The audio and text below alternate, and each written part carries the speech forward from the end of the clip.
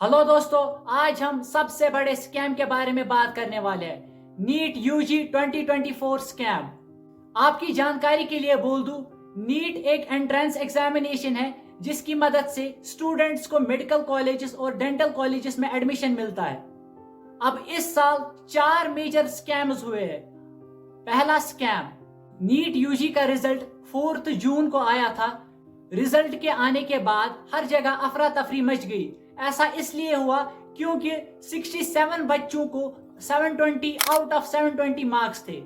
ये हिस्ट्री में पहली बार हुआ है।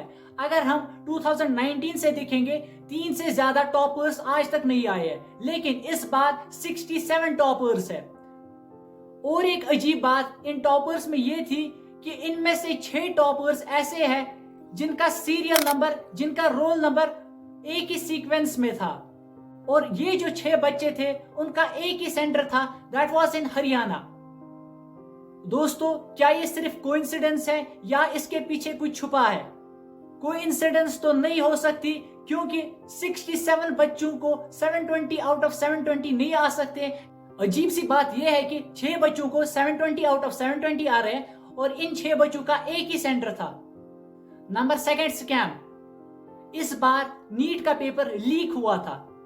नीट के पेपर इससे पहले भी लीक हुए हैं। अगर हम 2017 की बात करें, दिल्ली पुलिस ने 2 बंदों को गिरफ्तार किया था क्योंकि उन लोगों ने मेडिकल एंट्रेंस के सर्वर को हैक किया था और जिसकी वजह से नीट का पेपर लीक हुआ था। टाइम्स ऑफ इंडिया के हिसाब से 20 स्टूडेंट्स को एग्जाम के एक दिन पहले ही पेपर मिला था पटना में। और एक अजीब सी बात यह है कि नीट के एक दिन पहले एक वीडियो वायरल होता है जिसमें एक बंदा मास्क लगा के ये बोलता है कि विशाल चौरसिया इस बार फिर से नीट का पेपर लीक कर देगा। आपकी जानकारी के लिए बोल दूं, विशाल चौरसिया एक कन्विक्ट है, वो अभी जेल में बंद है क्योंकि उसने इससे पहले भी कई पेपर्स को लीक कराया है। तीसरा बड़ा scam, centre hijacking. Centre hijacking यानी लोगों ने सेंटर को ही खरीद लिया था, एग्जाम सेंटर को खरीद लिया था। गुजरात के गोधरा में एक स्कूल था, उसमें 16 स्टूडेंट्स अलग अलग स्टेट से आए थे एग्जाम देने के लिए। दोस्तों, जब हम एग्जामिनेशन के लिए अप्लाई करते हैं तब उस टाइम हमें सेंटर प्रेफरेंसेस देनी पड़ती है। आमतौर हर कोई यही चाहता है कि उसका सेंटर क्लोज आए, लेकिन गुजरात के स्कूल में 16 स्टूडेंट्स अलग अलग स्टेट से आए थे। और दोस्तों, ये भी पता चल रहा है कि उन 16 स्टूडेंट्स ने 10-10 लाख रुपए उस स्कूल के ओनर को दिए थे, जिसकी वजह से उन लोगों ने इस सेंटर को ही खरीद लिया था। स्कैम नंबर 4 वो ये है कि बहुत सारे स्टूडेंट्स को 718 मार्क्स आ रहे हैं, 719 मार्क्स आ रहे हैं, लेकिन वो चीज कभी पॉसिबल ही नहीं है। दोस्तों, नीट यूजी के एग्जाम में 120 क्वेश्चंस होते हैं और हर एक क्वेश्चन में 4 मार्क्स होते हैं। उसका मतलब टोटल 720 में से मार्क्स होते हैं।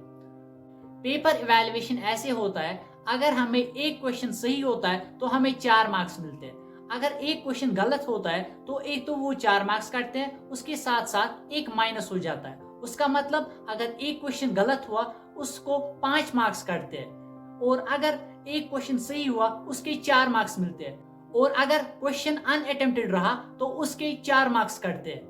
लेकिन बहुत सारे स्टूडेंट्स को 718 आ रहे हैं, 719 आ रहा है। उसका मतलब अगर कोई बंदा है उसको एक क्वेश्चन छूटा है तो उसको आने चाहिए 716, या अगर किसी बंदे को एक क्वेश्चन गलत हुआ है उसको आने चाहिए 715। 718 या 719 कभी पॉसिबल ही नहीं है। इस ब्लंडर को काउंटर करने के लिए एनटीए ने ये एक्सप्लेनेशन दी कि बहुत सारे स्टूडेंट्स को सेंटर की वजह से पेपर थोड़ा लेट मिला, जिसकी वजह से बहुत सारे स्टूडेंट्स को ग्रेस मार्क्स मिले। सो एनटीए के हिसाब से अगर किसी सेंटर में 10 मिनट लेट हुए तो वहां पे उस सेंटर में जो भी स्टूडेंट्स थे उनको 40 मार्क्स मिले। बहुत सारे सेंटर्स ऐसे भी थे जैसे अंधेरी, मारखुद, जहां 1 घंटा पेपर लेट मिला। उसका मतलब वहां पे स्टूडेंट्स को 240 मार्क्स ग्रेस मार्क्स दिए गए हैं। और एक चीज दोस्तों, जिन स्टूडेंट्स के अच्छे मार्क्स होते हैं उनको गवर्नमेंट कॉलेजेस में एडमिशन मिल जाता है, लेकिन जिनके कम मार्क्स होते हैं उनको डोनेशंस के थ्रू अलग अलग कॉलेजेस में एडमिशन लेना पड़ता है। इस बार जो कट ऑफ स्कोर है इट इज 164। अगर हम पिछले साल की बात करें, ये जो कट ऑफ स्कोर था इट वाज 134। इसका मतलब 30 मार्क्स से बढ़ गया है। इतना इंक्रीज कैसे हो सकता है एक ही साल में? So on behalf of all the students, I request the government to look into this matter और इस मैटर को सॉल्व किया जाए ताकि मेडिकल कॉलेज में वही स्टूडेंट जा पाए जो कि कैपेबल है, ना कि वो स्टूडेंट जो कि नाकारा है, जिसको बैक सपोर्ट है।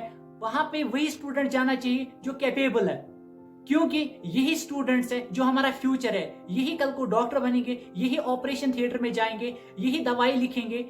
अगर डिजर्विंग स्टूडेंट को एडमिशन मिला तो वही डॉक्टर कल को किसी की जान बचाएगा, लेकिन अगर किसी अनडिजर्विंग स्टूडेंट को कॉलेज मिला तो वही स्टूडेंट कल किसी की जान ले लेगा। So I request all the government officials to look into this matter और इस मैटर को सॉल्व किया जाए ताकि गवर्नमेंट कॉलेज, सारे के सारे गवर्नमेंट कॉलेजेस में डिजर्विंग कैंडिडेट्स ही जाए। थैंक यू वेरी मच और इस चीज को ज्यादा से ज्यादा शेयर करें।